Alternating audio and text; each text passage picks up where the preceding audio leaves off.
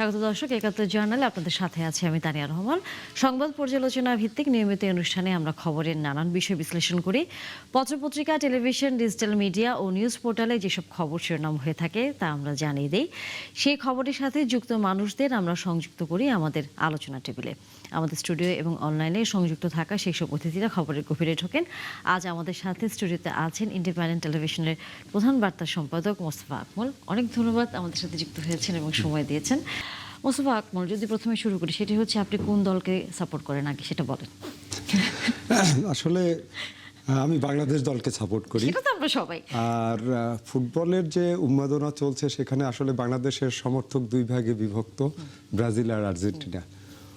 আমি আসলে ব্রাজিলের সাপোর্টার। যাক, শুনে ভালো লাগলো, কারণ আমি নিজেও তাই। যাক, এবার একটু বোধহয় আলোচনাটা আরেকটু ভালো করে করা যাবে।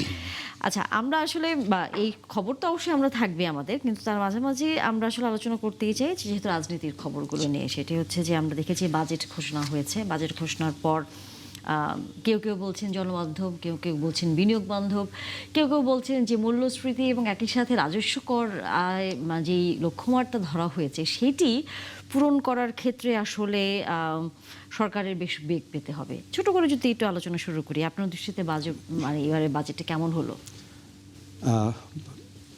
মানে বিগত জাতীয় নির্বাচনের পর এই নির্বাচিত সরকার তার 3 মাস পরই এই বাজেটটা আসলো এবং আমরা অনেক দিন পর দেখলাম একটা নির্বাচিত গণতান্ত্রিক সরকার বাজেট দিয়েছে। এটা সবচেয়ে গুরুত্বপূর্ণ, যেখানে তারা জনগণের ভোটে সংসদে প্রতিনিধিত্ব করছে এবং আমরা দেখেছি যে একটা সংসদীয় গণতন্ত্রের একটা বাস্তব চিত্রর মধ্য দিয়ে সরকারি দল বিরোধী দলের একটা আনুষ্ঠানিক উপস্থাপনার মধ্য দিয়ে এই বাজেটটা পেশ হয়েছে। সেটা অত্যন্ত আশাব্যঞ্জক এবং এই বাজেট নিয়ে আসলে আমরা গতানুগতিক কথাই শুনছি, যেটা সব সময় হয় যে সরকারি দল বলে যে এই বাজেট গণবান্ধব এবং এই বাজেট দেশকে এগিয়ে নিয়ে যাবে।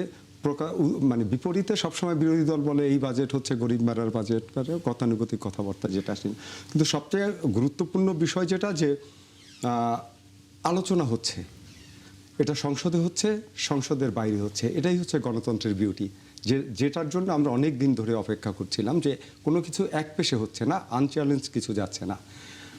আর আমি এই বাজেট যেটা হয়েছে আমি আশাবাদী, কারণ হচ্ছে একটা খুব কমন একটা কথা গতানুগতিক যে এই বাজেট বাস্তবায়ন হবে না বা এই বাজেট উচ্চাভিলাষী অথবা এই বাজেটে ঘাটতি অনেক ঘাটতি নিয়ে বাজেট শুরু হয়েছে অথবা রাজস্ব আয়ের যে লক্ষ্যমাত্রা ছিল সেটা হবে না। আমি কিন্তু সেটা মনে করি না, এই কারণে যে আপনি দেখেন, আপনি যদি সুশাসন নিশ্চিত করতে পারেন এবং রাজস্ব ব্যবস্থাপনা এবং ব্যয়, এই দুইটা জায়গায় যদি আপনি স্বচ্ছতা এবং সততা নিশ্চিত করতে পারেন তাহলে এই বাজেট বাস্তবায়ন সম্ভব।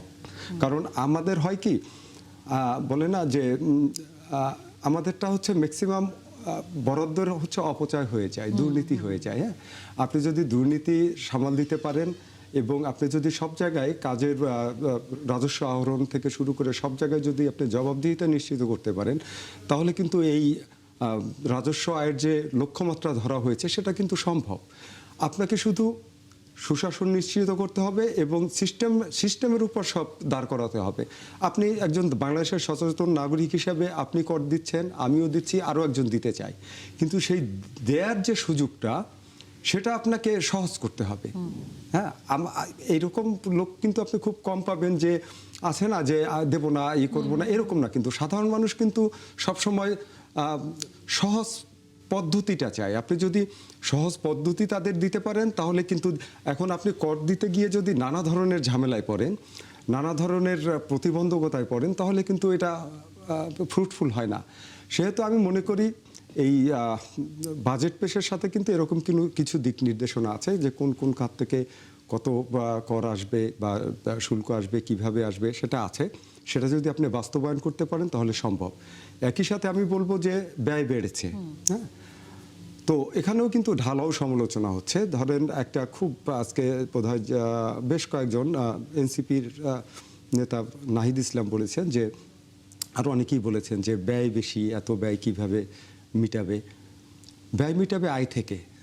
হ্যাঁ, এখানে আয়টা আপনার নিশ্চিত করতে হবে। আয়টা নিশ্চিত করবেন কিভাবে, সেই প্ল্যান কিন্তু আপনি দিয়েছেন। এখন আপনার এই প্ল্যানটা, পরিকল্পনা বাস্তবায়ন করতে হবে। সেখানে আপনি সফল হলে ব্যয় কোনো বিষয় না। আর হচ্ছে আপনার আর একটা সমালোচনা হচ্ছে যে দেখেন এই যে কৃষক কার্ড বা ফ্যামিলি কার্ড, এটার যে বড় একটা অ্যামাউন্ট যেটা দেখাচ্ছে, এটা কিন্তু আমাদের এটা নতুন করে আসে নাই। আমাদের কিন্তু সিএসআর ফান্ড সবসময় ছিল একটা বড় অ্যামাউন্ট, সামাজিক সুরক্ষার আওতায়, যেটা ওই জায়গা থেকেই কিন্তু বরাদ্দটা এভাবে ডিস্ট্রিবিউট এভাবে হয়ে যাচ্ছে। হ্যাঁ, হয়েছে। আমরা আপনি আছেন আমাদের সাথে যেহেতু অন্যান্য অতিথিরা যুক্ত হয়েছেন, আমরা তাদের কাছেও যেতে চাই। যুক্ত হয়েছেন কামরুজ্জামান রতন, বিএনপির দলীয় সংসদ সদস্য, এবং একই সাথে আছেন মার্দিয়া মমতাজ, জামাত ইসলামের দলীয় সংসদ সদস্য। অনেক ধন্যবাদ এবং স্বাগত একাত্তর চ্যানেলে যুক্ত হয়েছেন আপনারা। মার্দিয়া মমতাজ, আপনার কাছে একটু জানতে চাই যে বাজেটটি আপনারা বলছেন যে এটি লুটপাটের বাজেট, কেন আপনাদের মনে হচ্ছে যে এখানে লুটপাটের বাজেটের মতো ঘটনা ঘটবে আবারও?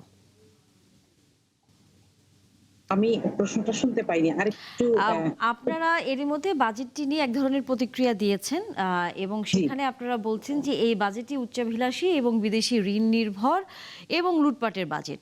কেন আপনাদের মনে হচ্ছে যে এই বাজেটের মাধ্যমে লুটপাট হবে? আচ্ছা, আমি আপনাকে প্রত্যেকটা জায়গার একটা উদাহরণ দিব। এর আগে আমি আপনাকে সহ যারা সহ-আলোচক হিসেবে আছেন এবং যারা শুনছেন সবাইকে শুভেচ্ছা জানাচ্ছি এবং আসসালামু আলাইকুম বলছি। আম একটা কথা হচ্ছে যে বিদেশি ঋণ নির্ভর তো অবশ্যই, এবং আমাদের জন্য আসলে আমাদের মতন দেশের জন্য বিদেশি ঋণ নির্ভর হয়ে না হওয়াটা এক্ষুনি এই মুহূর্তে সম্ভব না।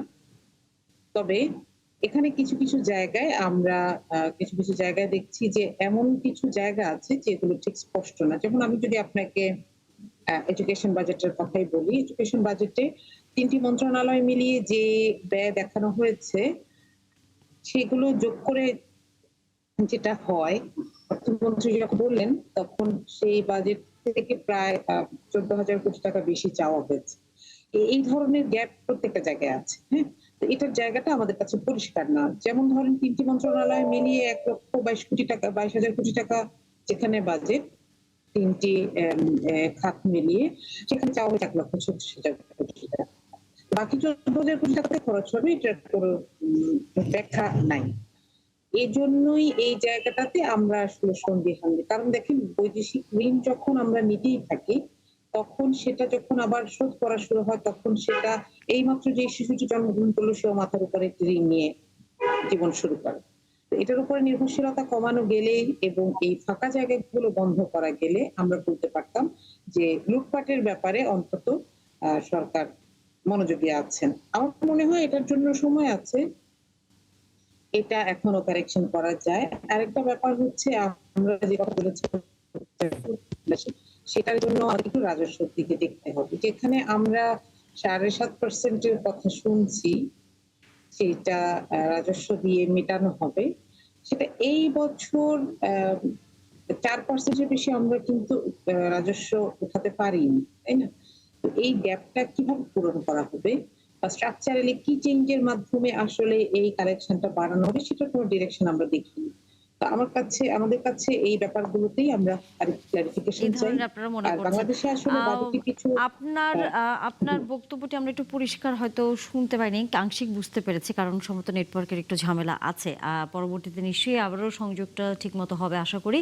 কামরুজ্জামান রতন, সবাই আসলে বলছে যে যেই রাজস্ব ঘাটতির কথা বারবার বলা হচ্ছে, রাজস্ব আদায়ের যে প্রক্রিয়াটি, সেইটি কিভাবে পূরণ করা হবে, সেটি আমরা পাবো কিভাবে, এই বিষয়টি আসলে পরিষ্কার করাটা খুব জরুরি এবং বিরোধী দলও তাই মনে করে। মার্দিয়াম মমতাজ আপাকে লক্ষ্য করেই আমি আলোচনার আমার স্থির লক্ষ্যবস্তু ঠিক করেছি। মার্দিয়াম মমতাজ আপাকে বলতে চাই, আল্লাহ তাআলা তো বলছেন আশা সহকারে ভরসা করতে। তা আমি রিয়েলিজমের উপর, রিয়েলিস্টিকের উপর আমি যদি মানে অপটিমিজম না হই, আমি আশাবাদী যদি না হই, আমি কি করব? জাতি তো একটা প্রত্যাশা নিয়েই তো জাতীয়তাবাদী দল তারেক রহমানকে ক্ষমতায় মানে দায়িত্বে পাঠিয়েছে। এখন আমরা সবাই জানি ক্ষণভঙ্গুর যে অর্থনীতি, এটার উপর আমার কি কি করণীয় তারই লক্ষ্য রেখে একটা বাজেট ঘোষণা করেছে এবং এই বাজেটের উপর পক্ষে বিপক্ষে আমি তো আশাবাদী মানুষ। তো মার্দিয়াপা এই প্রথম দেখলাম যে বাংলাদেশে একটা বাজেট ঘোষণার পরে যে মানুষের ভিতরে যে হতাশা বা একটা দিক বিদিক হয়ে সে তার জীবনকে স্থির না করার যে একটা প্রবণতা বা তার যে ওই লক্ষণটা কিন্তু এখন আমরা এই বাজেটের পর আমরা দেখিনি। এটা একটা লক্ষণীয় একটা মানে উল্লেখ করার মতো একটা দৃষ্টান্তর কথা আমি বললাম। তারপর দেখেন বাজেটের পেপারটাকে আমরা ছুঁড়ে ফেলে দেই রাস্তায়, অর্থমন্ত্রীর আমরা পুষ্পতুলিকে দাহ করি। এটা কিন্তু মানুষের দ্রোহের থেকে এটা হয়। মানুষ যদি আশাবাদী নাই হয়, আমার মনে হয় ওইখানে কিন্তু প্রাথমিক যে মানুষের যে যতটুকু বাজেট তো সবাই ওইভাবে বোঝে না। 60টা জিনিসের উপর, দৈনন্দিন জীবনের 60টা জিনিসের উপর এই সরকার সরাসরি ভ্যাটটা উঠিয়ে দিয়েছে।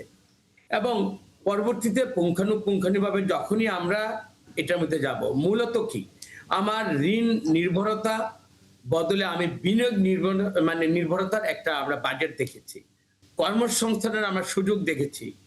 শিক্ষা স্বাস্থ্য খাতে যে পরিমাণ ডিজাস্টার ছিল একটা বাংলাদেশের অবকাঠামোতে, প্রতিটা জায়গায় কিন্তু এই সরকার টাচ করেছে। হ্যাঁ, আমার সেইখানে কতটুকু আমি যতগুলো এইখানে আমাদের বাজেটের যে আলোচনাগুলো আসছে, প্রস্তাবনাগুলো, এই প্রস্তাবনাগুলো কিন্তু সংসদে এটা নিয়ে কিন্তু পুঙ্খানুপুঙ্খানুভাবে ট্রেজারি বেঞ্চ আমরা এবং জাতীয় এই যে আমাদের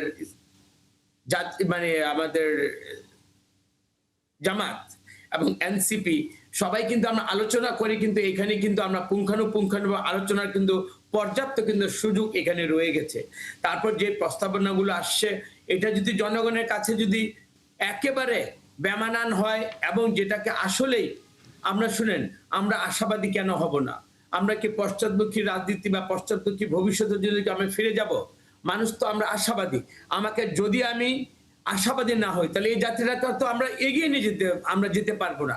সেখানে আমার সরকার যেসব পরিকল্পনাগুলো হাতে নিয়েছে তা যদি 75% যদি সফলভাবে বাস্তবায়ন করা যায়, এবং এই বাজেটের মধ্যে কিন্তু শ্রেণী পেশা ধর্ম বর্ণ সবাইকে কিন্তু অ্যাকোমোডেট করে সবাইকে কিন্তু বিবেচনা রেখে কিন্তু এই বাজেটটা হয়েছে। আমি মনে করি এখানে আলোচনার অনেক সুযোগ আছে, এবং সরকার যখন একটা বাজেট দেয় তখন ওই সরকারের মধ্যে কিন্তু দায় দায়িত্ব পুরোপুরিটা চলে আসে। এখন বিরোধী দল আমাদেরকে কতটুকু সহযোগিতা করবে বা সত্যিকারের যেটা জনগণের উপর চাপ প্রয়োগ করা হবে বাজেটের এই সবকিছু আদায় করার জন্য, সেখানে যদি সত্যিকার জনগণের উপর যদি অতিরিক্ত চাপ পড়ে যায় সেখানে তো বিরোধী দল তো অবশ্যই এটার প্রতিবাদ করতে পারে। এখন আপনারা রাজপথের প্রতিবাদটাকে আপনারা কতটুকু যৌক্তিক এবং কতটুকু জনগণ গ্রহণ করে এটা কিন্তু মাধ্যমে আপনাদেরকে এটা বুঝতে হয় এবং বুঝে কিন্তু সমালোচনা করতে হবে।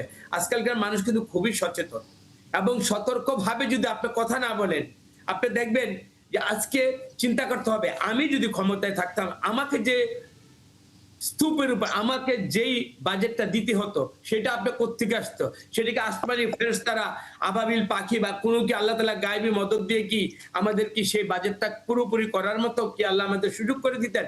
আমি মনে করি সরকার যতটুকু বাজেট দিয়েছে মানুষের সামনে দিয়েছে। যদি এইখানে এই বাজেটের বাস্তবায়নের ক্ষেত্রে জাতীয়তাবাদী দল বিএনপি যদি ভুল করে, এই সরকার যদি ভুল করে, বিরোধী দল হিসাবে আপনার তো এটা বেনিফিট পাবেন। আমার মনে হয় সরকারের বাস্তবতা, দেশের অর্থনৈতিক ভিত কোথায় আমরা এর দায়িত্বটা নিয়েছে, ওর পরে যে দায়িত্বটার জন্য যে বাজেট পরিপূর্ণভাবে এইটা বাস্তবায়নের জন্য যতটুকু করা দরকার বিএনপি চেষ্টা করবে। আপনারা সংসদে থেকে বিএনপির যতগুলো জায়গায় যেই জায়গায় এইগুলো বাজেটগুলো পূরণ করতে পারবে না, আমার মনে হয় সেখানে সমালোচনার জায়গা আছে, প্রতিবাদের জায়গা আছে, ওয়াকআউটের জায়গা আছে। আমার মনে হয় গঠনমূলক সমালোচনা এবং বাস্তবতার মধ্যে বিএনপিকে সঠিকভাবে বাস্তবায়নের জন্য আমরা আশা করব আজকের যে বিরোধী দল, সম্মানিত বিরোধী দল আমাদেরকে অবশ্যই সহযোগিতা করবে। আপনারা যে বিরোধী দলের কাছে সহযোগিতা চাচ্ছেন বাজেটটি বাস্তবায়নের ক্ষেত্রে। আমরা জি মোস্তফা আকমল, আমরা যদি একটু আপনার সাথে আলোচনা করি সেটি হচ্ছে যে প্রধানমন্ত্রী আজকে একদম সরাসরি এই কয়েকদিন আমরা দেখেছি এর আগেও যে তিনি বলেছেন যে একটি পক্ষ অথবা অন্য কেউ আবারও হচ্ছে দেশকে অস্থিতিশীল করতে চায়। আজকে তিনি সরাসরি বলেছেন বিরোধী দল দেশকে অশান্ত এবং অস্থিতিশীল করতে চায়। আপনার দৃষ্টিতে প্রধানমন্ত্রী কোন প্রেক্ষাপটে এই জিনিসটা বলেছেন বলে মনে করেন? আমার দৃষ্টিতে এটা প্রধানমন্ত্রী বলেছেন যেহেতু দীর্ঘদিন পর একটা গণতান্ত্রিক নির্বাচিত সরকার বাজেট দিয়েছে এবং সেই বাজেটের সমালোচনা বিরোধী দল করবে, এটাই স্বাভাবিক। কিন্তু তাদের বিরোধী দলের যে সমালোচনার বা এই বাজেট নিয়ে তাদের যে প্রতিক্রিয়ার যে চিত্র, সেটা আসলে আমরা যে গণতন্ত্রের চর্চা আশা করেছিলাম সেটার সাথে খুব একটা সামঞ্জস্যপূর্ণ নয়। একটু আগে রতন ভাই যেটা বলেছেন যে কুশপুত্তলিকা দাহ বা এটা গণতন্ত্রে এটা হয়, এটা প্রতীকী, কিন্তু সেখানে কিছু ভাষার ব্যবহারে বোধহয় বিএনপি নেতারা আশাহত অথবা মর্মাহত। তো সেই জায়গা থেকেই হয়তো প্রধানমন্ত্রী এই কথাটা বলেছেন, কেননা গণ অভ্যুত্থানের পর যে জন আকাঙ্ক্ষার রাজনীতি যেটা সাধারণ মানুষ আশা করে, সেটার সাথে হয়তো এই একদম গণ অভ্যুত্থানের পরপরই একটা নির্বাচিত সরকারের বিপক্ষে গিয়ে, কারণ এই সরকার দেখেন মাত্র 3 মাস পর নির্বাচিত হওয়ার 3 মাস পর বাজেটটা দিল, সেখানে হয়তো বিএনপি নেতাদের আকাঙ্ক্ষার সাথে বিরোধী দলের আচরণের খুব একটা মিলছে না। সে কারণেই হয়তো প্রধানমন্ত্রী এটা বলেছেন, কারণ এরকম একটা ভঙ্গুর অর্থনীতির ভিতের উপর দাঁড়িয়ে দেশকে সামনের দিকে এগিয়ে নিয়ে যাওয়া। বাজেট বক্তৃতায় আপনি শুনেছেন যে কি পরিমাণ ঋণের বোঝা এই গভর্নমেন্ট তার কাঁধে নিয়ে প্রথম বাজেটটা দিল। সেখান থেকে আসলে খুব স্বভাবতই হচ্ছে, স্বাভাবিক নিয়মেই হচ্ছে প্রধানমন্ত্রী বা বিরোধী সরকারি দল বিএনপি বিরোধী দলের কাছ থেকে সহযোগিতা চাইবে। সেই সহযোগিতার পরিবর্তে আক্রমণাত্মক ভাষার ব্যবহারে হয়তো প্রধানমন্ত্রী এই কথাটা বলেছেন। তবে আমি এ নিয়ে উদ্বিগ্ন না, আমি আশাবাদী, কারণ গণতন্ত্রের চর্চায় এটা আছে এবং এটা হওয়াটাই স্বাভাবিক, এবং এই আলোচনা সমালোচনার মধ্য দিয়েই হয়তো সমাধান বের হবে। কিন্তু এর মাঝেই যখন আমরা দেখি বিরোধী দলের প্রধান তিনি বলছেন যে এই সরকারকে আর বেশি দিন সুযোগ দেওয়া হবে না, অর্থাৎ এক ধরনের হয়তো এটা স্বাভাবিক, বিরোধী দল একটু চাপে রাখবে, নানা বক্তব্য আপনিও বলছিলেন যে তারা হয়তো দিবে, কিন্তু আমরা দেখছি যে এই সরকার গঠন হওয়ার পর থেকেই বিরোধী দল হচ্ছে জুলাই সনদ বাস্তবায়ন নিয়ে বারবার বলছিলেন এবং একই সাথে গণভোট রায় মানছে না সরকার, এরকম নানা অভিযোগ তারা দিচ্ছিলেন। এবং একই সাথে তখন আমরা দেখেছি জ্বালানির বিষয়টিও হচ্ছে নিয়ে কথা বলেছেন, এবং এখন তো হচ্ছে বাজেট নিয়েও তারা কথা বলে তারা মনে করেন যে এই সরকার খুব জনবান্ধব তো নয়, এবং একই সাথে সরকারকে আসলে সময় দেওয়াটা ভুল হচ্ছে বলে তারা মনে করে। বিরোধী দলের নিশ্চয়ই আমরা হচ্ছে আমাদের অতিথিকে যুক্ত করতে পারবো কিছুক্ষণের মধ্যেই।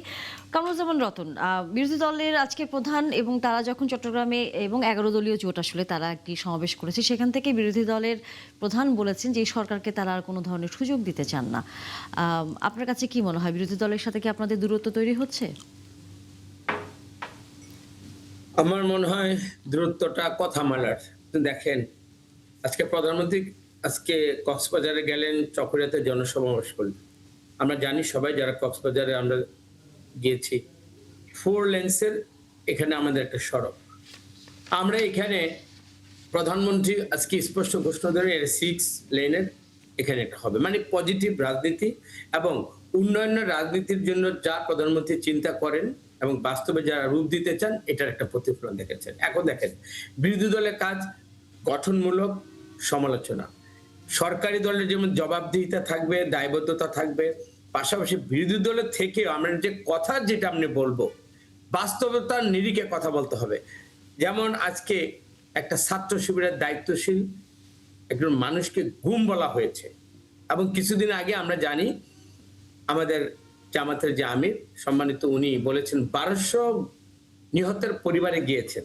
তো ওই জায়গা থেকে যখন এরকম একটা মিস ইনফরমেশন, যেটা সত্য নয়, এই ধরনের কথা যদি বলা হয়, এবং আজকে কি হলো, ছাত্র শিবিরের ওই ছেলেটার তার কোথায় কবে বিয়ে হয়েছিল, বিয়ে হয়নি, সে ওইখানে তার যে অঙ্গীকার ছিল, অঙ্গীকার থেকে সে যখন সরে আসছিল, তার থেকে বাঁচবার জন্য সে নিজে অ্যাবসকন্ডিং অবস্থায় সে মানে নিজেই স্বেচ্ছায় ডিজেপার হয়ে গেছিল। ওইটাকে আপনি গুম বলে এই সরকারকে যে আপনি মানে একটা গুমের অপবাদ দিতে চাইলেন, বাট আলটিমেট কি হলো? আমার মনে হয় যখন রাজনীতিবিদ এবং ওনার জামাতের আমির ওনার জায়গা থেকে যখন কথাগুলো বলা হবে, এমনি উনি পরিমিত কথা বলেন, মেপে কথা বলেন, বাট এই যে দেখেন, মানুষ বেশি যদি কথা বলি বাস্তবতার বাইরে গিয়ে ভুল কিন্তু হয়ে যায়। তো আমার মনে হয় ওনার লেভেল থেকে যখনই কথা বলা হবে, আমার মনে হয় সেটা যেন সত্য এবং বাস্তবতার মধ্যেই যেন কথাবার্তা বলা হয়। আর জাতীয়তাবাদী দল উন্নয়নের রাজনীতি যখন দায়িত্বটা নেয়, তখন সরকার আপনি দেখেন যতগুলো বাজেট দিয়েছে, শিক্ষা, স্বাস্থ্য, যতগুলো ক্ষেত্রে বাজেট দেওয়ার পর সরকারের কাজ কি? ওগুলোকে বাস্তবে রূপ দেয়া। বাস্তবে রূপ দেওয়ার জন্য সরকার আজকেই কক্সবাজার চলে গিয়েছেন। আপনার ওইখানে সরকারের এই 3 মাসের পদক্ষেপগুলোর মধ্যে যা যা করেছেন এবং ভবিষ্যতে যা যা করবেন, তারেক রহমান কিন্তু ওই কাজগুলো নিয়ে সে কিন্তু ব্যতিব্যস্ত। তার মধ্যে বলেছেন বিরোধী দল যখন এত পজিটিভ এবং এই রাজনীতিগুলোকে যখন তারা সাধুবাদ দিচ্ছে না, তারা এখন বলছে যে আর সময় দেওয়া যাবে না, এই যখন হুমকি যখন দেয়া হয়, তখনই ওনার জায়গা থেকে আমার মনে হয় উনি বলেছেন যে এখানে অবশ্যই গণতন্ত্রকে সঠিক পথে বাড়তে দেওয়া হচ্ছে না। মানে আমাদেরকে এগিয়ে যেতে, আমরা যদি গণতন্ত্রকে যদি আমি রূপ দিতে দেই, আমরা যদি স্থায়ীভাবে এটাকে যদি চলতে দিতে আমরা না দেই, কি হবে? রতন ভাই, আমি আপনাকে একটা প্রশ্ন করতে চাই। সেটা হচ্ছে যে আপনাদের এই বাজেট দেওয়ার পর যে মূল একটা সমালোচনা বা একটা প্রশ্ন বারবার চলে আসে, সেটা হচ্ছে যে আপনাদের রাজস্ব আহরণের যে লক্ষ্যমাত্রা আপনারা নির্ধারণ করেছেন, আমরা বরাবর অতীতে সবসময় দেখেছি রাজস্ব আয়ের যে লক্ষ্য সেটা কোনো সময় অর্জিত হয় না। এবার কিন্তু রাজস্ব আয়ের লক্ষ্যটা অনেক বড়। সেইটা অর্জন করার জন্য, সেই টার্গেটে যাওয়ার জন্য আপনাদের কি আসলে সুনির্দিষ্ট প্ল্যান আছে, বা না গতানুগতিক নিয়মের উপর আপনারা ডিপেন্ড করছেন? আপনি দেখেন, সেটা জনগণের উপর ভ্যাট যেটা পড়বে, রাজস্ব আয় তো মূলত আমার ভ্যাটের উপর আমাকে নির্ভর করতে হচ্ছে। জনগণকে সচেতন করা এবং এই ভ্যাটটাকে কিভাবে আমি আদায় করার জন্য আমার যতগুলো অর্গানিক আমার বডি, সেটা কর্মনিষ্ঠা এবং সততা দিয়ে এবং দায়িত্বশীলতার মধ্য থেকে আমার at best as we can, নিশ্চয়ই ওই সংস্থাগুলো অবশ্যই রাজস্ব আয়ের যে লক্ষ্যমাত্রা এটার কাছাকাছি অবশ্যই না গেলে তো আপনাদের এই ঘাটতি বাজেট থেকেই যাবে, এখানে মূল্যস্ফীতি হবে। এই ফ্রেম স্ট্রাকচার এবং এই কর্মকর্তা, এই এক্সিস্টিং সিস্টেমে কি এটা সম্ভব? অতীতে কিন্তু এরা কখনো পারেনি। না, অতীতে পারেনি, সেই জন্য এখনো আমি পারবো না। অতীতে তো এরকম গণঅভ্যুত্থান হয়নি। আমি মনে করি এই গণঅভ্যুত্থানটাকে এটা কিন্তু কগনিজেন্সে নিতে হবে, এটা মাথায় রাখতে হবে যে মানুষ সতর্ক এবং সচেতন। আপনি কি করলে দেশ থেকে পালিয়ে যেতে হয়, আর আমার দায়িত্বের পরে আমার কি কাজটা করতে হবে, এটা কিন্তু অতীতের গদবাদা যে বস্তাপচা রাজনীতির মধ্যে কিন্তু আগামীতে বা এই সরকারকেও কিন্তু যদি আমি ওদিকে মনে করি যে না কথামালা রাজনীতিতে মানুষকে আমি সন্তুষ্ট করতে পারবো, নিশ্চয়ই তারেক রহমান এটা কিন্তু অনুধাবন করেন, এবং অনুধাবন করেন বলেই কিন্তু ওনার অনেকগুলো পদক্ষেপ ইতিমধ্যে কিন্তু এই যে ব্যয়ভারটা কমিয়ে নিয়ে আসা, আপনি সব ক্ষেত্রে দেখেন, সর্বক্ষেত্রে ব্যয়ভার কমিয়ে আনার জন্য যতগুলো পদক্ষেপ নেওয়া দরকার উনি কিন্তু নিয়েছেন। আমরা বাস্তবতা নিরিখে কথা বলি, মানুষকে সমালোচনা করব, অবশ্যই সমালোচনা তো এটা গণতন্ত্রের সৌন্দর্য, আমি তো জানি। এবং সমালোচনা সঠিক যদি না হয়, একটা সরকার সঠিকভাবে চলে না, তখন একটা দানবের একটা মানসিকতা তৈরি হয়। আমার মনে হয় অতীতের বস্তাপচা রাজনীতির দিকে আমরা আর ঝুঁকবো না, এবং ওইটাকে আমরা কখনো এক্সাম্পল হিসেবে আমরা নিতে পারি না। আমরা সামনের দিকে তাকাবো আমরা। এবং আজকে আরেকটা আমি আশাবাদের কথা বলি, দেখেন এই যে একটা যুদ্ধ, তেহরানের যুদ্ধ, আমাদের এই যে মিডল ইস্টের এই যুদ্ধটা আমাদের অনেক অর্থনৈতিক ভিতের উপর কিন্তু আমাদের দাঁড় করেছিল। হয়তো 2-3 দিনের মধ্যে আমরা যা দেখলাম, যা শুনলাম যে এখানে একটা শান্তি চুক্তি হবে। এই শান্তি চুক্তিও কিন্তু আমাদের এই অর্থনৈতিক আমাকে ঘুরে দাঁড়াবার জন্য কিন্তু এইটাও কিন্তু আমার একটা সহায়ক শক্তি হিসেবে কাজে লাগবে। তা আমরা মনে করব রাশিয়া এবং ইউক্রেনের যুদ্ধটা যদি পৃথিবীতে যেই যুদ্ধের কারণে পৃথিবীতে অনেক বৈষয়িক আমাদের যে দেশগুলো, এই দেশগুলোর যে অর্থনীতিটা ভেঙে পড়েছে, সেটা বাংলাদেশ তো তার তুলনায় আমি মনে করি ইনশাল্লাহ অনেক আমরা ভালো করেছি আমরা এই অবস্থার মধ্যে আমরা টিকে ছিলাম। এবং যতটুকু আমাদের দেখেন, এই যে যখন ফুয়েল আমাদের ক্রাইসিস হলো, সংসদে যখন 50-50 একটা যখন কমিটি গঠন করা হলো, 3 দিনের মধ্যে আমরা মানুষের মধ্যে কিন্তু একটা স্বস্তি দেখতে পেলাম। তেমনই গণতন্ত্রের একটা বাজেট হয়েছে সর্বক্ষেত্রে। আমরা জুলাই অভ্যুত্থানের পর যতগুলো সংস্কার বলে, এই যে এইখানেও আমি কথা বলি, আমি এখনো আশাবাদী, এবং এই সরকার তারেক রহমান বাস্তবতার নিরিখে দেখবেন সবগুলো সমস্যাকেই অবশ্যই মাথায় রেখে কিন্তু আমরা এর মধ্যে মার্দিয়া মমতাজকে পেয়েছি, আশা করি তিনিও বোধহয় এর মধ্যে শুনেছেন কামরুজ্জামান রতনের বক্তব্য। আমার যে প্রশ্নটি আসলে তখন ছিল যে মাননীয় প্রধানমন্ত্রী বিরোধী দলকে উদ্দেশ্য করে বলেছেন যে বিরোধী দল অস্থিতিশীল করার চেষ্টা করছে, অশান্ত করার চেষ্টা করছে দেশকে। জি, আসলে একটা ব্যাপার কি, গণতন্ত্রের যে একটা সৌন্দর্য, এটাতে আমরা দীর্ঘদিন আসলে এই সৌন্দর্যটা দেখা থেকে বঞ্চিত হয়েছি।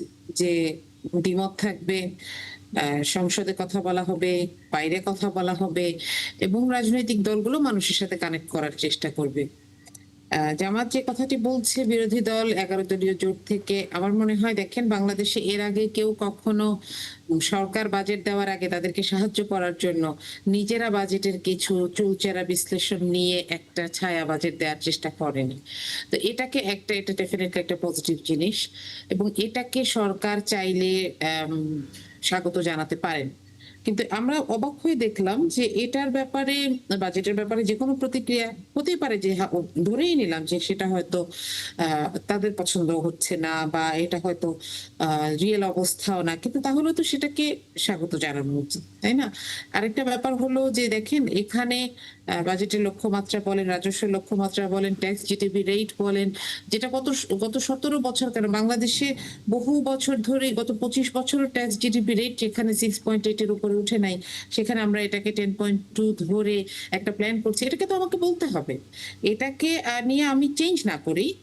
সরকারের ব্যাপারটা হচ্ছে যে তারা তো স্বাধীন, এখানে যেহেতু ক্রোড একটা মেজরিটি আছে, তারা চাইলে এটাকে কোনো কিছু চেঞ্জ না করতে পারেন, কিন্তু এই সমালোচনাগুলোকে নেওয়ারও একটা ব্যাপার আছে। এবং আমি খুবই দুঃখ পেয়েছি ব্যক্তিগতভাবে যে প্রধানমন্ত্রী এই সমালোচনাটা করার সময় সোশ্যাল মিডিয়া থেকে এআই দিয়ে এডিট করা একটা ছবিকে নিয়ে মন্তব্য করেছেন, যেটা হয়তো তাকে যারা ইনফরমেশন গুলো গ্যাদার করে দেয় সেই টিমটাকে আমি বলবো যে তাদেরকে আরেকটু সতর্ক হওয়া দরকার। একটা এডিটেড ছবি দিয়ে তিনি বিরোধী দলকে একটা নেগেটিভ কথা বলার চেষ্টা করেছেন। আমার মনে হয় আমরা এই জায়গাগুলো থেকে সরে এসে রিয়েল ওয়ার্ল্ডে দাঁড়াতে পারি, যে আসলে আমাদের সমস্যাগুলো কি। আমরা বলতে পারি যে ঠিক আছে, আপনারা যেটা বলছেন সেটা যৌক্তিক, এবং যারা বিরোধী দল থেকেও যে কথাগুলো বলছেন তারাও তো বিভিন্ন ফিল্ডের এক্সপার্ট, তাদেরকে একটা বলা যায় যে ঠিক আছে যৌক্তিক, আসেন আমরা এটা নিয়ে একটু কাজ করি, অথবা আমরা এটা প্ল্যান করেছি, আপনারা একটু দেখেন আমরা কি করি, বা আপনারা একটু দেখেন আমরা ফিসক্যাল ইয়ারটা কিভাবে চালাই, আমরা হয়তো একটা কোয়ার্টারলি রিপোর্ট দিব, আপনাদেরকে একটা ফিডব্যাক দিব। তো এভাবে আসলে আমাদের মনে হয় আমাদের গণতান্ত্রিক ভাষাগুলোর চর্চা দীর্ঘদিন ছিল না, তো আমরা আসলে সেগুলো ভুলে যাচ্ছি। আমি কি একটা আরেকটা প্রশ্ন ব্যাপার আমি করতে একটু মনে করিয়ে দিব যে এখানে আসলে মানুষের একটা আস্থাহীনতা আছে, যে আমরা জুলাই সনদকে নিয়ে দেখছি যে সরকার আস্তে আস্তে পেছাচ্ছে। এমনকি দেখেন যে বাজেটটা অ্যানালিসিস করার জন্য যে স্ট্যান্ডিং কমিটিগুলো দরকার ছিল, যারা পরবর্তীতে বাজেটের বিভিন্ন দিক বাস্তবায়নও করবে, শুরুতে অ্যানালিসিস করবে, সেগুলো এখনো তৈরি হয়নি। মার্দিয়া মমতাজ, আপনাকে আমি একটা প্রশ্ন করতে চাই একদম খুব ছোট করে, সেটা হচ্ছে যে এই গভর্নমেন্টের বয়স হচ্ছে 3 মাস, 100 দিনের মতো, যাই হোক, জি জি, এত দ্রুত কি এই গভর্নমেন্টকে সময় দেব না, এটা বলার কি সময় এসেছে? না না, আমি সেই রাজনীতির কথাগুলো থেকে আমি বলছি না যে দুই পক্ষই এক্সট্রিম কথায় কেউ কেউ চলে গেছে। না, সেটা কি সেই এক্সট্রিম ঠিক কথায় আছে। যাওয়ার কি পরিস্থিতি তৈরি হয়েছে? বা আপনি যেটা বললেন যে এই সরকার জন আকাঙ্ক্ষা পূরণ করতে পারেনি, আসলে মানে সেই অভিযোগটা দেওয়ার সময় কি এসেছে এই 90 দিন 100 দিনের? স্পেসিফিক ব্যাপারে বলেছি, সেটা একটা স্পেসিফিক ব্যাপারে একটু বলেছি। শুনি তো আপনার বাজেটটা মাত্রই স্পেসিফিক কোন proposed কোন হলো। বিষয়ে বলতে সেটা চাচ্ছেন? হচ্ছে আমি জুলাই সনদের কথা বলেছি। জুলাই সনদের 70% মানুষের যে আকাঙ্ক্ষা, সেটাকে একরকম ইগনোর করে সরকার এগিয়ে যাচ্ছে, এবং এ ব্যাপারে আমাদের এবং জনগণের একটা হতাশা আছে। আপনি আজকে চট্টগ্রামের মানুষ দেখলেই বুঝবেন যে কারা আসলে, এটা একটা বিরোধী দলের প্রোগ্রাম, সেখানে এসেছে, সেখানে জয়েন করেছে, স্বতঃস্ফূর্তভাবে এসেছে। তো আমি বলবো যে এই জায়গাটাকে একটু কাউন্ট করা উচিত, এবং ওইটাকেই অ্যাড্রেস করা হয়েছে এখানে। আর বাদ বাকি যে বিষয়, সেগুলো তো যে যত দিন যাবে আমরা জানবো। তবে একটা বিষয় কি জানেন, যে আপনি যখন একটা ভাতের হাঁড়ির একটা চাল দেখবেন, আপনি বুঝবেন যে এখানে কি হচ্ছে। আমরা যখন দেখি যে উন্নয়ন বাজেটের চাইতে পরিচালন ব্যয় বেশি, এবং সেটা আগের সমস্ত বাজেটের চাইতে বেশি, তখন আমরা আশঙ্কিত হই যে এই জায়গাগুলোতে লুটপাটের সম্ভাবনা বাড়ে। এটা কিন্তু কেউ উড়িয়ে দিতে পারবে না, তাই না? আমরা যেমন রতন, একটু মার্দিয়া আপাকে একটু প্রশ্ন করি। আপা, আমরা তো সবাই যে একটা চাল ভাতের হাঁড়িতে টিপলে পুরো পাতিলের খবরটা পাওয়া যায়। আপা, এখন তো প্রেসার কুকারের যুগে তো আমরা ভাত রান্না করি, আমরা প্রেসার কুকারের ঢাকনাটা কি আমরা খুলে ওইভাবে টেস্ট করে এখন কি কোনো সুযোগ আছে? এখানে কিন্তু আধুনিকতার ছোঁয়া আসছে। আপনার কথাটা আমি একটু বলছি, একটা রাষ্ট্র চালাতে যেই জিনিসগুলোর অভিজ্ঞতার দরকার, আপনাদেরকে এতটুকু স্মরণ রাখতে হবে, এখন ফেসিস্ট নেই। এই জাতীয়তাবাদী দল, এই বেগম খালেদা জিয়া, জিয়াউর রহমানের জামাত ইসলামের প্রতি যে মনোভাব, এটার জন্য কিন্তু বিএনপিকে অনেক অপবাদ নিতে হয়েছে। আল্লাহ তাআলা কিন্তু আমাদের এই জাতিটার প্রতি মুখ ফিরে তাকিয়েছে। এখন বিএনপি আমরা যে আসছি, আল্লাহ দায়িত্ব দিয়েছে, আমরা যে একটা যে ভুল ত্রুটি ঊর্ধ্বে উঠে গিয়েছি তা তো না, বা ভুল করবো না তা তো কিন্তু না, কিন্তু সবসময় আমরা অতীতটাকে যদি স্মরণ করি এবং সামনের দিনের আমার পুরনো বন্ধুকে আমি যতই আমি এখন ঘৃণা করি বা ঘৃণা করতে চাই, কিন্তু আমার কিন্তু দুইটা জিনিস খেয়াল রাখতে হবে, যে বন্ধুটাকে এত খারাপ, আর এত খারাপ হলে কি এই বন্ধুটার সাথে আমি দীর্ঘদিন একসাথে ছিলাম, আন্দোলন করেছেন, সেখানেও একটু খেয়াল করেন। এবং আমি যতটুকু দেখেছি আমার নেত্রী বেগম রতন ভাই খালেদা কিন্তু জবাব দিচ্ছেন। সব সময় শ্রদ্ধা জুলাই না সনদ। মানে আমি এটা ব্যক্তিগত সবটা এখন আমি বলতে পারলাম না, কিন্তু আমি দেখেছি মতিউর রহমান নিজামী, মুজাহিদ ইসলাম এবং অন্যান্য যারা যারা ম্যাডামের সাথে কথা বলেছেন, আমরা তো সিএসএফ এ ছিলাম, তো আমাদের কিন্তু ওই স্মৃতিতে কিন্তু এখনো কিন্তু আমাদের বিস্তৃত অতল গহ্বরে আমাদের স্মৃতিচক্রটা হারিয়ে যায়নি। রতন ভাই একটু স্পেসিফিক একটু জানতে চাই, যে মার্দি আপা যেটা বললেন যে জুলাই সনদ নিয়ে স্পেসিফিক উনি বলেছেন যে জুলাই সনদ বাস্তবায়ন হচ্ছে না, যেটা গণরায় ছিল, এই স্পেসিফিক বিষয় যদি আপনি বলতেন। গণরায়ের মধ্যে আমার তারেক রহমান স্পষ্ট গণরায়ের পক্ষে হা ভোট দিতে বলেছে। 70% যখন ভোটটা এসছে, 70% টোটাল ভোট কাস্টিং এ যখন 70%, ওখানে তো আমাদেরও ভোট আছে। এখন আপনাকে বললাম যে একটু ওয়েট করতে হবে সবকিছু। আপনি নিজে বলেছেন, দেখেন পৃথিবীতে আমরা যখন জন্মগ্রহণ করি, সৃষ্টিকর্তা কিন্তু আমাদের কিন্তু মায়ের উদরে কিন্তু 10 মাস আমাদেরকে সময় দেয়। আর যেই বাংলাদেশটায় দায়িত্বটা নিল একটা চ্যালেঞ্জ হিসাবে তারেক রহমান, আপনি আপা যত কথাই বলেন, এই জায়গায় ওনার সাহস এবং আন্তরিকতা এবং এই চ্যালেঞ্জকে মোকাবেলা করার মতো যে ওনার মানসিকতাটাকে 17 বছর দেশে ছিলেন না, এই মাটিতে এসে উনি তো অনেক রাস্তাঘাটের হাইওয়ে গুলো উনি এখন ঠিক মতো চিনতে পারেননি। এই বাংলাদেশে তারেক রহমান সবচেয়ে যে বড় ব্যাপারটা আপনি খেয়াল করবেন, ওনার সাদামাটা জীবন, একেবারে স্বাভাবিকভাবে সবকিছু নেওয়া, ব্যয়ের কিচ্ছুতার জন্য যা যা পদক্ষেপ নেওয়ার এই পর্যন্ত যতগুলো নিয়েছেন আপনি স্পেসিফিক, আমাদের সময় তো সংক্ষিপ্ত, নাহলে আপনি একটা কথা বলেন, আপনি পার্লামেন্টের মেম্বার হয়েছেন, আমি প্রথম পার্লামেন্টের মেম্বার হয়েছি, আমার গাড়ি নেই, আমরা একটা প্লট পেলাম না, কাউকে দেখেছেন আমাদের মধ্যে থেকে ক্ষোভ খ্যাত, এটা কেন? আপনিও স্যাক্রিফাইস করেছেন, আমরাও স্যাক্রিফাইস করেছেন।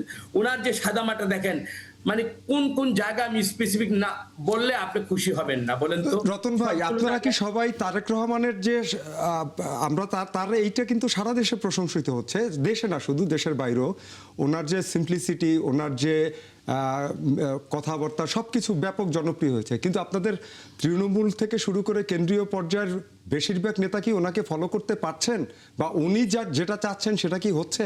আপনি কি সন্তুষ্ট? আমি সন্তুষ্ট না, আমি ফলো করব, কারণ মাথা যদি ঠিক থাকে, সমস্ত অর্গানিক বডিগুলো কিন্তু ওইভাবে কিন্তু অ্যাক্ট করে। কিন্তু আমি মনে করি তারেক রহমান আমাদের জাতীয়তাবাদী দলের এবং এই রাষ্ট্রের যেহেতু উনি দায়িত্বটা নিয়েছেন, আমি ধরেন এক জায়গায় আমি বেঠিক হলাম বা আমার চিন্তার কুকুমুন্ডুকতার মধ্যে আমি একটু, কিন্তু আমরা আসলে কামরুজ্জামান রতন যে প্রশ্নে আসলে ছিলাম, যে বিরোধী দল বারবারই বলছে যে যতই উন্নয়নের আপনারা হচ্ছে কথা বলছেন না কেন, প্রকল্প নিচ্ছেন না কেন, বাজেটের বিষয় নিয়ে আলোচনা হচ্ছে বা এর মধ্যে ঘোষণা করেছেন, প্রতিটা জিনিসই আসলে অবিশ্বাসের জায়গায় যাচ্ছে যখন আপনারা জুলাই সনদ অথবা গণভোটের রায়টা বাস্তবায়নের ক্ষেত্রে পিছিয়ে যাচ্ছেন। না, সেই ক্ষেত্রে আমি স্পেসিফিক আপনাকে বলতে চাই, আমার কাছে আমি যতটুকু এই দলের যতটুকু জানি, আপনার যে বাজেট নয়, জুলাইয়ের সংস্কারের ব্যাপারে এই যা যা করা দরকার বিএনপি অবশ্যই করবে, এবং আমি এতটুকু মার্জি আপনাকে বলতে চাই, আপনারা খুশি থাকবেন, জাস্ট ট্রাস্ট অন আস। কারণ গণতন্ত্রকে আপনারা ভালোবাসেন, আপনাদের গণতন্ত্রের জন্য বিরোধী দলকে বিশ্বাস করতে বলেছে সরকারি দল, আমরা এই উত্তরটি নিব, বা যেহেতু মার্দি মমতাজ আছেন, আপনারা সরকারি দলকে বিশ্বাস করতে চান কিনা যে তারা যে বারবার বলছে যে জুলাই সনদ তারা বাস্তবায়ন করবেন, গণভোটের রায় তারা হচ্ছে বাস্তবায়ন করবেন, সেই জায়গায় নিশ্চয়ই আমরা সেটা উত্তর নেব বিরতির পর। মার্দিয়া মমতাজ, আপনার কাছে প্রশ্ন রেখে গিয়েছিলাম যে বারবারই সরকারি দল বলছে যে জুলাইয়ের সকল বিষয়ে তারা বাস্তবায়ন করবে, গণভোটের যে রায় হয়েছে সেটি তারা বাস্তবায়ন করবে, আপনাদেরকে সময় দেওয়ার কথা বলছে, যে কারণ মাত্রই সরকার 100 দিন মাত্র পার করলো, এখনই এই বিষয়ে হতাশ না হওয়ার জন্য। না, আমরা কিন্তু হতাশ না, কিন্তু আমাদের কাজটা হচ্ছে এটা মনে করিয়ে দেওয়া। হ্যাঁ, এবং ব্যাপারটা হচ্ছে যে জুলাই সনদের সাথেই কিন্তু আরো অনেকগুলো বিষয় জড়িত, সুশাসন এবং ফেসিস্ট তৈরি হতে না দেওয়ার যে প্রসেসটা জুলাই সনদে, এটা তো একটা দল করে নাই, এটা ঐক্যমত্য কমিশনের প্রত্যেকটি দল ছিল এবং বিএনপি সবচাইতে বেশি সেখানে স্টেক ছিল, বক্তব্য ছিল এবং তারা কথা বলেছেন, তারা সবাই মিলেই একমত হয়েছেন। এটার বিভিন্ন বিষয়, যেমন ধরেন আমি আপনাকে ছোট একটা পয়েন্ট বলি যে সরি, যে এই যে ডেপুটি স্পিকার, সংসদের ডেপুটি স্পিকারের জায়গাটা থেকে শুরু করে, এখন আমি জানি এরকম ভাই বলবেন হয়তো যে আপনাদেরকে তো বলা হয়েছিল এটা আপনারা নেন নাই, কিন্তু আমরা বলেছি যে ইটস আ বাইনারি থিং, যে ইদার পুরোটা আর না হলে কোনোটাই না। কারণ হচ্ছে কি, আমরা যদি এখন এইটুকু সুবিধা নেই বা আমরা বলি যে ঠিক আছে আমরা বিরোধী দল থেকে ডেপুটি স্পিকার নিলাম, এটার মাধ্যমে সংসদে একটা ব্যালেন্স হয়তো আসবে, কিন্তু বাকি কাজগুলো তো হচ্ছে না। জুলাই সনদের প্রত্যেকটা জায়গা দেখেন আপনি, যেই 17টা জায়গাতে পরিবর্তন, মেজর পরিবর্তনের সুপারিশ করা হয়েছে, সেই জায়গাগুলো কিন্তু আজ দরকার এবং সেগুলোর সক্ষমতা সরকারের এখনই আছে। তো এটার ব্যাপারে আসলে কেন দেরি হচ্ছে বা কেন পারছেন না, এটার কিন্তু কোনো ব্যাখ্যা এ পর্যন্ত আমি কোথাও পাইনি। আমি আন্তরিকভাবে খুঁজছি। আপনাকে আরেকটা কথা বলি, সেটা হচ্ছে যে দেখেন প্রধানমন্ত্রী নিজে কৃচ্ছ্রতা সাধন করেন এবং আমরা তার পিতার যে হিস্ট্রি শুনেছি, আমি আমার বাবার কাছে শুনেছি আসলে, যে তিনি যখন চলে গেছেন, তাকে যখন তাকে আমরা শহীদ প্রেসিডেন্ট বলি তাই না, তাকে যখন মেরে ফেলা হয়, তার তখন বাসায় কি ছিল, কি সম্পদ ছিল, এটার ব্যাপারে আমরা জানি এবং আমি খুব শ্রদ্ধা ভরে সেটাকে স্মরণ করতে চাই। কিন্তু জানেন, আমি না ব্যক্তিগতভাবে খুব কষ্ট পেয়েছি যখন অর্থমন্ত্রী কথা বলছিলেন, এটা সম্ভবত বুধবারে, যে আপনাদের, কারণ আপনাদের তো সবারই ঋণ থাকে, তো আমরা বেশ কয়েকজন হাত তুলেছি যে না আমাদের কোনো ঋণ নাই। তখন প্রধানমন্ত্রী বলছিলেন যে এনারা সব জমিদার। তো আসলে তো প্রধানমন্ত্রী নিজেও তাহলে একজন জমিদারের ঘরেরই সন্তান, তাই না? তার তো ঋণ তো দূরের কথা, তার তো কোনো সম্পদও ছিল না। তো আসলে এইসব ব্যাপারে আমাদের আসলে আমরা তাকে শ্রদ্ধা করি এবং তার পিতা এবং মাতার কারণে শ্রদ্ধা করি। প্রথম ভাই যেটা বলছিলেন যে 4 দলীয় জোটে বিএনপি এবং জামাত একসাথে থাকার কারণে বিএনপিকে কম সহ্য করতে হয়নি, এটা খুবই সত্যি কথা। তাহলে সেই একটা সময়ের যে পার্টনারশিপ, সেই পার্টনারশিপটা এখন নাই, কিন্তু সেই সুধারণাটা এখন থাকার কথা।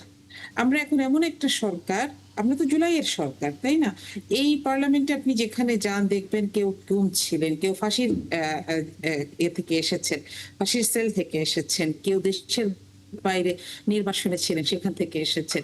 সেখানে এসে আমরা সরকারের কাছ থেকে সহনশীলতা শিখতেও চাই, সেটার উদাহরণও দেখতে চাই এবং আমরা যে এখানে সেই উদারতার প্রমাণ দিচ্ছি সেটা কিন্তু আমরা নিজেদের মুখে না।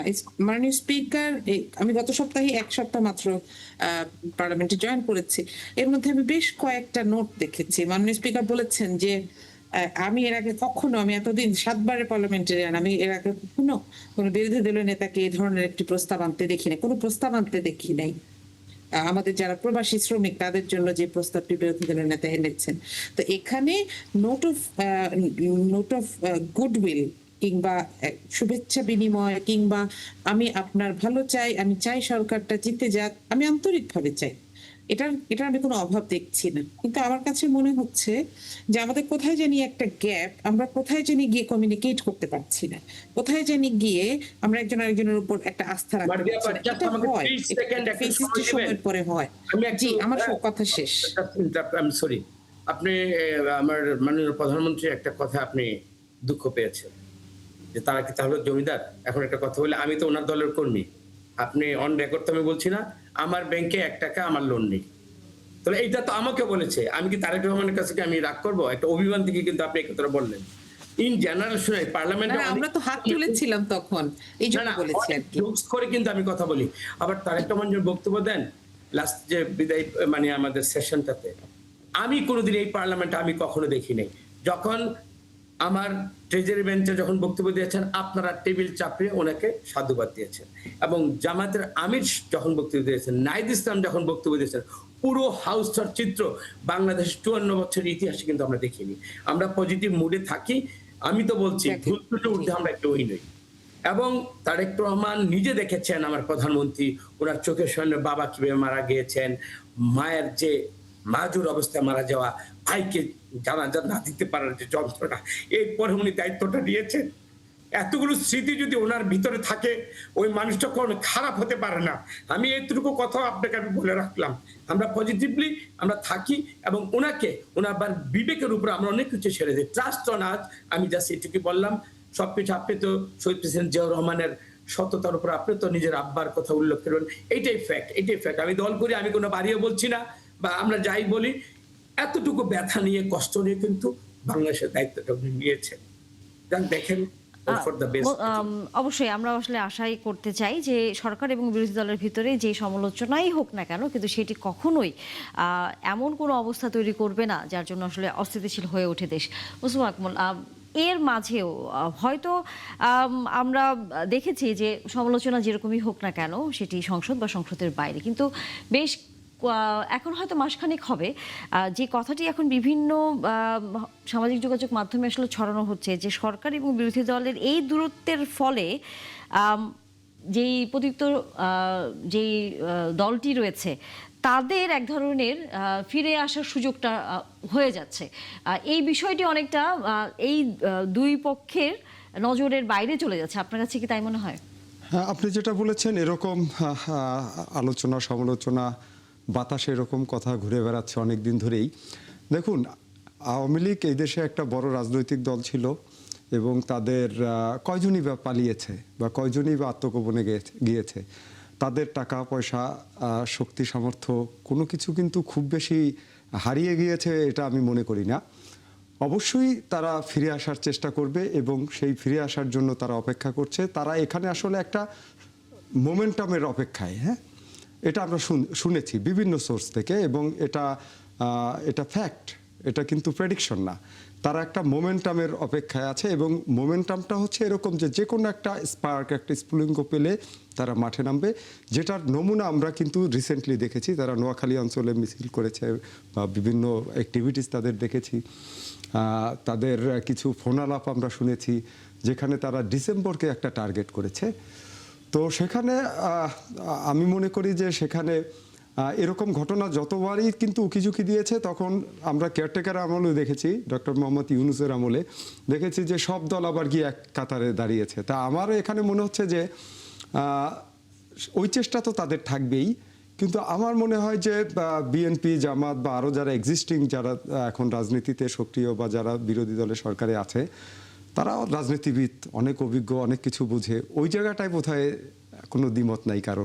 হ্যাঁ, ওখানে বোধহয় তারা আবার একই ধরনের রিয়াকশনে চলে এই যাবে। জায়গাও আমরা আবার কিন্তু বিভক্তি দেখেছি যে বিরোধী দল মনে করে যে সরকারি দলের মাধ্যমে তাদের আসার সুযোগ, আবার সরকারি দল মনে করে বিরোধী দলরাও কোনো রকম ভাবে হয়তো তাদেরকে আনার একটি পায়তারা করছে কিনা, এরকম নানা রকম বক্তব্য আমরা বিভিন্ন জায়গায় এটা আপনি শুনেছেন, এটা আমরাও শুনেছি। এটা তারা নেতারা সরাসরি প্রকাশ্যে বক্তৃতায়ও বলে যে জামাত আওয়ামী লীগের সাথে আঘাত করছে অথবা এরকম নানা ধরনের কথা আসে। কিন্তু এর কিন্তু একদম সুনির্দিষ্ট তথ্য নির্ভর কোনো তথ্য বা ডকুমেন্টস ওইরকম কিছু আমাদের কাছে নেই। কিন্তু তারপরেও বলবো যে রাজনীতিতে শেষ কথা বলতে কিছু নেই, কারণ অতীতে আমরা দেখেছি 1996 সালে কিন্তু বিএনপি সরকারের বিরুদ্ধে জামাত আওয়ামী লীগ একজোট হয়ে আন্দোলন করেছে। তো সেটা ছিল যুগপৎ আন্দোলন বিএনপির বিরুদ্ধে। সামনে সেরকম কোনো কিছু ঘটবে না এটা সুনির্দিষ্ট করে বলা যায় না, তবে প্রেডিকশন করা যায় যে সেটা ঘটবে না। কারণ হচ্ছে জুলাই আন্দোলন একটা শিক্ষা কিন্তু সবাইকে দিয়ে গেছে। তো সেই শিক্ষা থেকে এরকম কিছু ঘটবে বলে আমি মনে করি না। অন্তত রতন ভাই বলতে পারবে যে আসলে কি তাদের। আপনি সঠিক বলেছেন। আমি কি বলতে পারবো?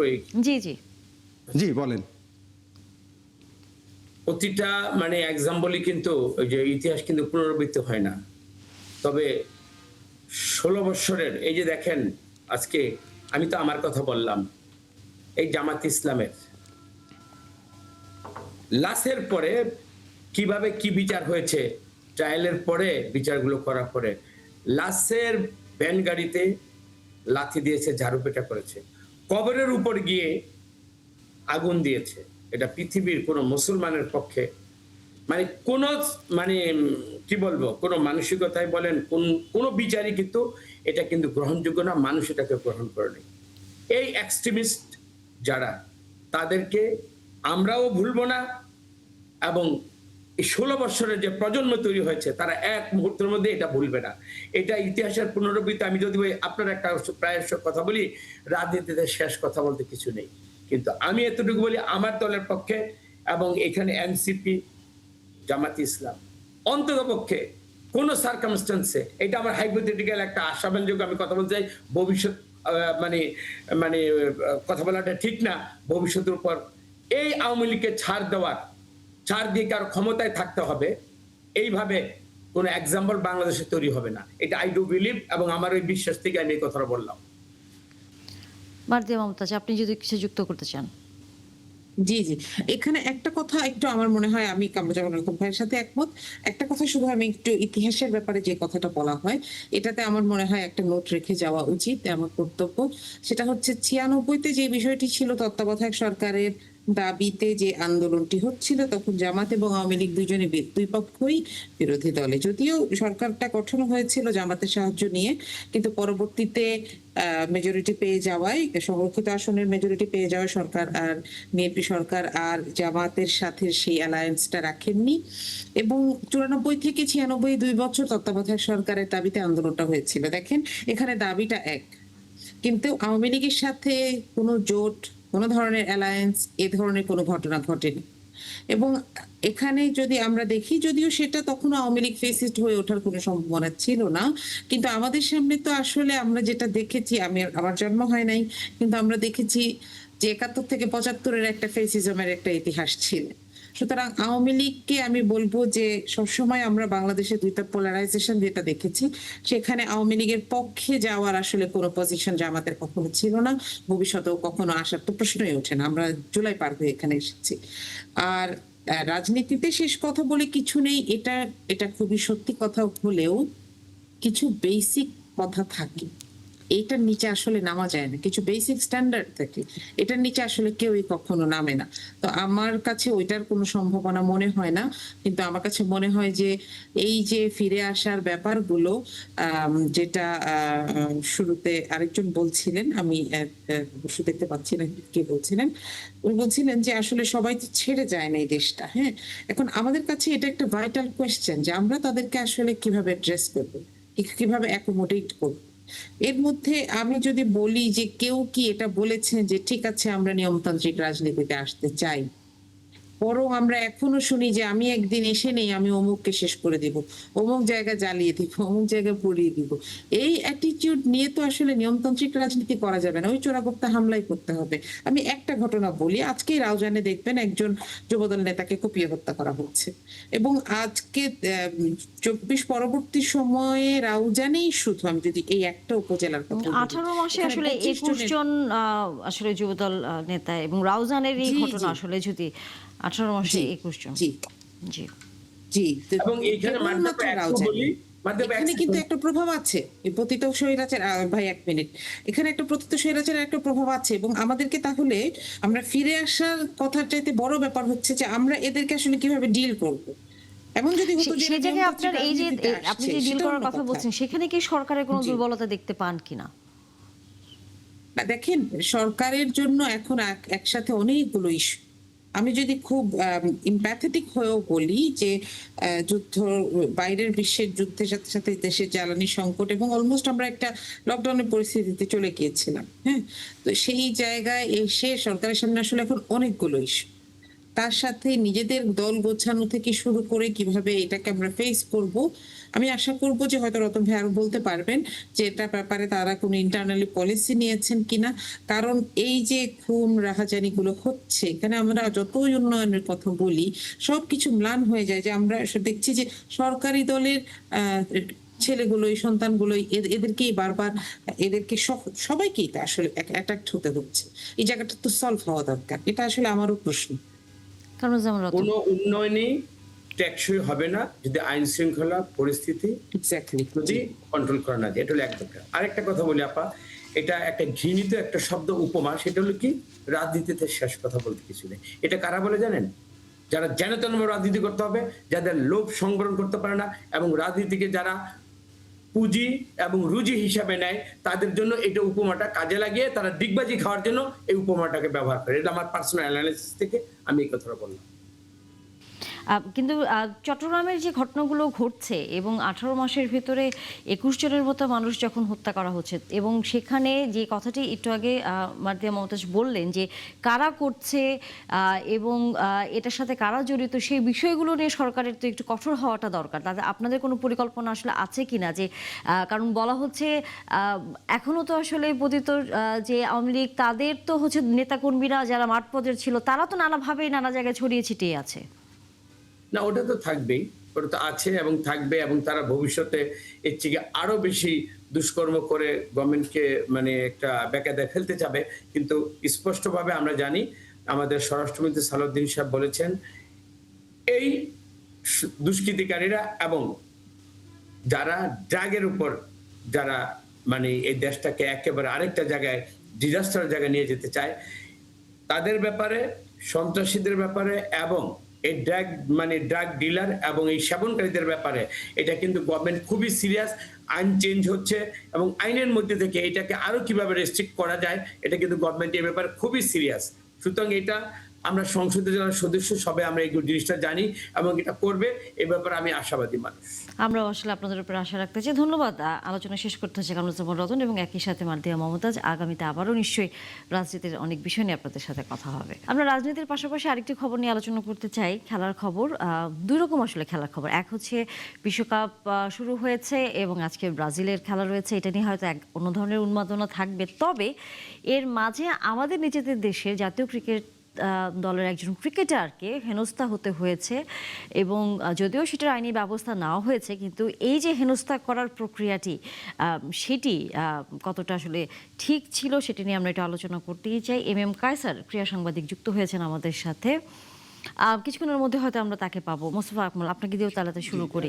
আসলে এই বিষয়টা খুবই দুঃখজনক, কারণ হচ্ছে যে পুলিশের যে চেহারা আমরা দেখেছি বিগত সরকারের আমলে, সেইটা কিন্তু যে আন্দোলনটা, ছাত্র আন্দোলনটা আমরা দেখেছি, সেখানে কিন্তু আসলে প্রতিপক্ষ ছিল পুলিশ, এবং পুলিশ সেই ইমেজ থেকে বের হওয়ার জন্য কিন্তু অনেক দিন ধরে চেষ্টা করছে।